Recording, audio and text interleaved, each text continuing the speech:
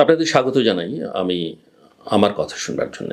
নির্বাচনের পথে বাংলাদেশ নিবন্ধিত অনিবন্ধিত রাজনৈতিক দলগুলো নির্বাচনে কোনো রাজনৈতিক দল নির্বাচনে আছে কি নেই, করতে শেষ পর্যন্ত পারবে কি পারবে না সেটা নিয়ে তারা নিজেরাই সংশয় আছেন, যদিও নির্বাচন করতে তাদের কোনো বাধা নেই। কিন্তু একটা বড় প্রশ্ন, সেটা হচ্ছে বাংলাদেশ আওয়ামী লীগকে নিয়ে।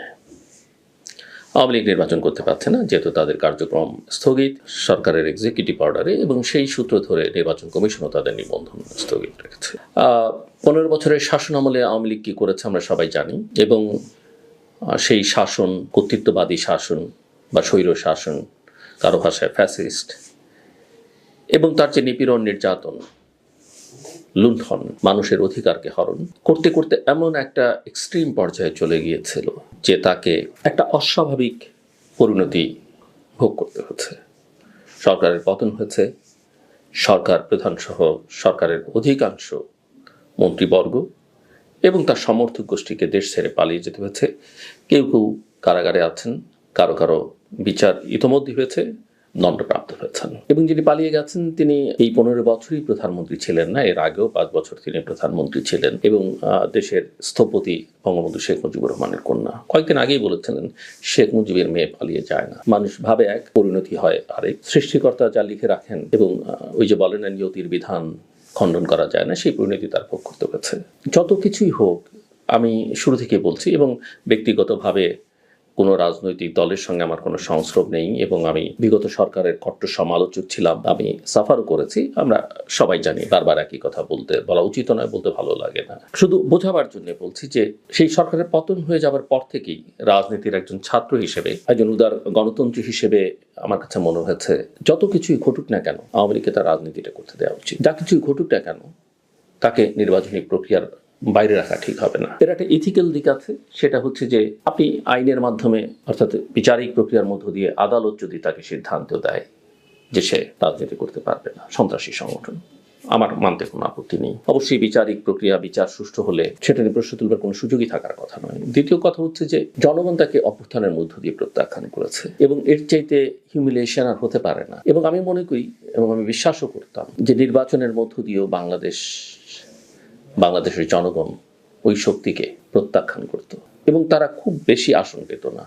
প্রার্থী খুঁজে পাওয়াই খুব দুষ্কর হতো। কিন্তু সেটা না করেই এক্সিকিউটিভ অর্ডারের সিদ্ধান্ত নিয়ে আওয়ামী লীগকে তার কার্যক্রম করতে না দেওয়ার ফলে তার প্রতি আস্তে আস্তে মানুষের সহানুভূতি বাড়তে শুরু করেছে। এবং বর্তমান সরকার যখন আর পারফর্ম করতে পারছে না, সব লেজে গোবরে করিয়ে ফেলছে, সহানুভূতি আরও খানিকটা বেড়েছে।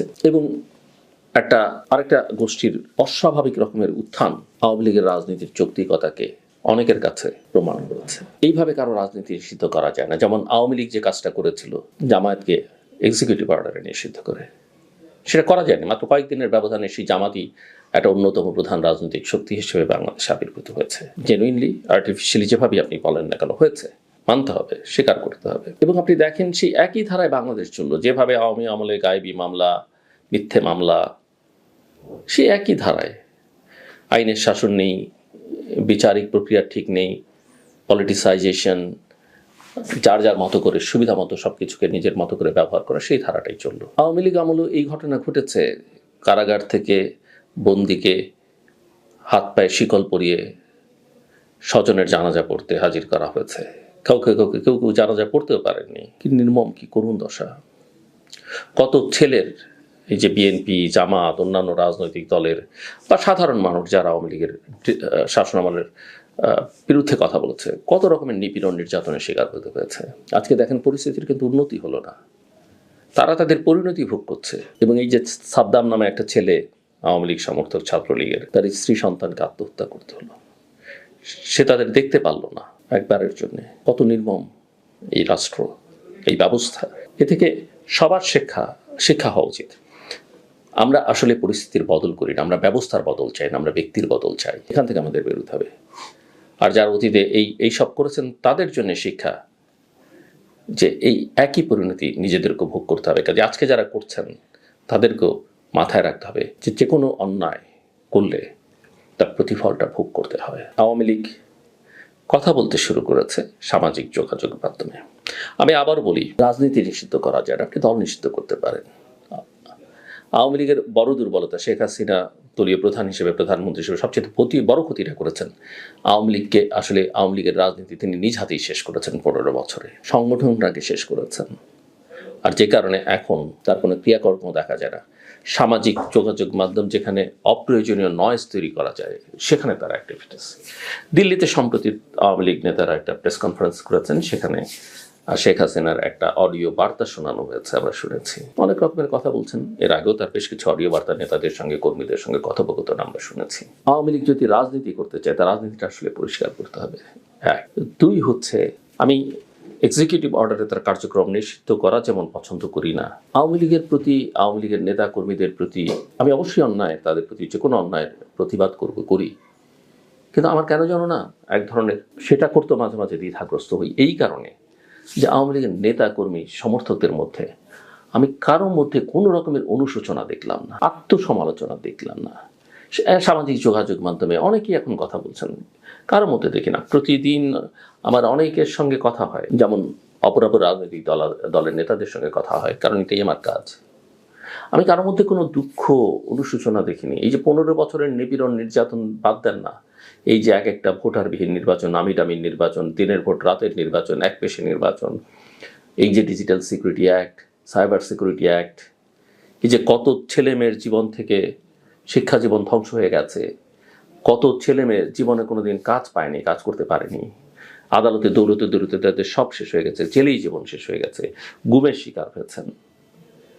সেগুলো যদি বাদ দেন, সেগুলো তো ধরেন নানা সময়ে ঘটা ঘটনা, একসঙ্গে হয়তো সেইভাবে সবাই দেখেনও জানেনও না, কিন্তু 36 দিন, এই যে জুলাই অগাস্টের, এই 36 দিন তো মানুষ ভুলতে পারবে না, তরুণ সমাজ ভুলতে পারবে না। এটা তো দেখেছে সবাই চোখের সামনে, সারা পৃথিবী দেখেছে। এই যে এতগুলো মানুষের জীবন গেল, তরুণের জীবন গেল, বাচ্চার জীবন গেল, কোনো রকমের অনুশোচনা নেই। এটা না হলে রাজনীতি যদি থাকেও ফেরত আসা কষ্ট হবে।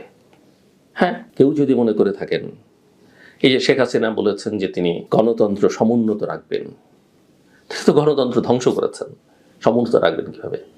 গণতান্ত্রিক চিন্তা চেতনাকে ধ্বংস করেছেন। তারপরে বলি, আওয়ামী লীগ তার ইতিহাস আছে, ঐতিহ্য আছে, আওয়ামী লীগের মতো শক্তির রাজনীতিতে থাকলে বাংলাদেশের জন্য ভালো, কিন্তু যদি গণতান্ত্রিক রাজনীতিটা করেন, আর রাজনীতিটা করতে হলে আত্মসমালোচনাটা করতে হবে, আত্ম উপলব্ধিটা থাকা দরকার, এবং সেটা জনগণের সামনে আসলে খানিকটা হলেও প্রকাশ করতে হবে। ভুল ত্রুটি, অন্যায় যে বর্বরতা দেখিয়েছেন শেষ সময়টাতে, সেটা আমি পেছনে গেলাম না, পেছনে অনেক যাওয়া যায়, সেটা কিন্তু স্বীকার করতে হবে। স্বীকার না করলে ওই আরেকটা রাজনৈতিক দল 71-এ যে অন্যায় করেছে, ভুল করেছে, রাজনৈতিক সিদ্ধান্তটা থাকলে আমি আপত্তি করতাম না, যে রাজনৈতিক সিদ্ধান্ত থাকতেই পারে একটা দলের, এবং সেটা ভুল সিদ্ধান্ত হতে পারে, যে ঠিক আছে আমরা স্বাধীনতা চাই না, বা আমরা পাকিস্তান 47-এ স্বাধীন করেছি, আমরা পাকিস্তানই থাকতে চাই, আমার কোনো আপত্তি নাই, যে কোনো রাজনৈতিক দল, যে কোনো ব্যক্তি সিদ্ধান্ত নেবে। কিন্তু আমাদের স্বাধীনতার সপক্ষে যখন আন্দোলন, সংগ্রাম, যুদ্ধ প্রায় জয়ের শেষ মুহূর্তে, তখন এবং পুরো যুদ্ধকালীন সময়ে এই যে পাকিস্তান হানাদার বাহিনীর সহযোগী হিসেবে তারা যে কাজগুলো করেছে, তার কোনো ক্ষমা হয় না। ক্ষমা করতেও হয়তো বাংলাদেশ 54 বছরে ক্ষমা করতে পারলে তো সবচেয়ে ভালো, সেটা হয়তো করা যেত, কিন্তু স্বীকার তো করতে হবে। ওই আত্মোপলব্ধিটা, ওই আত্মসমালোচনাটা থাকতে হয়। এখন অনেক তরুণ তাদের সঙ্গে ভিড়েছেন, অনেক মুক্তিযোদ্ধা তাদের সঙ্গে ভিড়েছেন, এর মানেই না যা তারা খুব আমূল বদলে গেছেন। যারা ভিড়েছেন তারা তাদের স্বার্থে ভিড়েছেন, আর তরুণদের তারা বিভ্রান্ত করেছে। ভুল কথা। রাজনীতিটাকে স্বচ্ছ করতে হবে। দেশে গণতন্ত্র চাইলে দলের ভেতরে গণতন্ত্র থাকতে হবে। এই যে দিল্লিতে বসে, অন্য কোথাও বসে সমস্ত নেতৃত্ব কর্তৃত্ব আমার, এভাবে হবে না। ডেডিকেট করতে জানতে হবে, পরিবর্তিত পরিস্থিতিতে কৌশল বদলাতে হবে, এবং সবচেয়ে বড় কথা, মানুষের মন জয় করতে হবে। মন আপনি অনেকভাবে জয় করতে পারেন, দুঃখ প্রকাশ, ক্ষমা প্রকাশ করে অনেক সময় মানুষ মাফ করে দেয়। কিন্তু আমি বলি, আওয়ামী লীগ যারা করেছেন, সবাই নয়, যারা অপরাধ করেছেন তাদের বিচার হোক, কঠোর শাস্তি হোক। আওয়ামী লীগকে যদি আইনি প্রক্রিয়ায় নিষিদ্ধ করা হয়, আদালতে যদি প্রমাণ করা যায় যেটা সংগঠন হোক, আমার আপত্তি নেই। যে প্রক্রিয়ায় তার রাজনীতিকে নিষিদ্ধ করা হয়, এবং যে কোনো রাজনীতি নিষিদ্ধ করলে সেটা আরো ভয়ঙ্কর হয়ে সামনে আবির্ভূত হয়, অতীতে বামপন্থার ক্ষেত্রে সেটা আমরা দেখছি, উগ্রপন্থার ক্ষেত্রে, ধর্মীয় রাজনীতির ক্ষেত্রে আমরা দেখেছি, বাংলাদেশের ইতিহাসে দেখেছি। এটা করা উচিত নয়। সব কথার মূল কথা, বাংলাদেশটা গণতান্ত্রিক হোক, এবং সেই গণতান্ত্রিক বাংলাদেশ নির্মাণে আমাদের সবার ইতিবাচক ভূমিকা দরকার, আমাদের মনস্তত্ত্বের পরিবর্তন দরকার। আপনাদের সবাইকে ধন্যবাদ।